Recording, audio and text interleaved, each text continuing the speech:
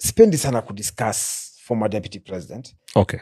Rigathi Gachagua, lakini now that umeniuliza hiyo swali, yes, my personal feeling about yeye ni kwamba he appears like a lion in public, akiongea kwenye microphone, akiambia watu hiyo mambo ambayo anafanya na akidrive, he appears like a lion, but he is a timid cat in private. Huu ni mtu ambaye alikuwa ananiita kwenye ofisi, ananiambia andika hapo kwenye Facebook yako Rigathi is a kingpin of Mount Kenya. Nikakataa.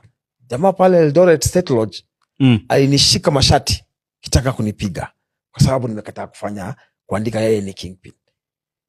So my feeling about, ukisikia Rigathi akisema kwamba mimi Farouk ni mtu ambaye ana suffer from immense you'd call it I don't even know what to call it, but he suffers from feeling low, immense low esteem.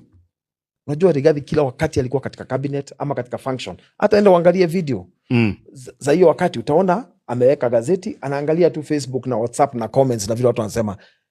Hiyo low esteem inamfanya kwamba kila kitu una comment, yeye ako hapo anafuata religiously.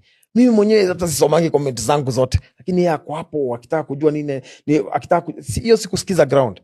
Hiyo ni kuwa driven nuts by ghosts and boats, ghosts and boats.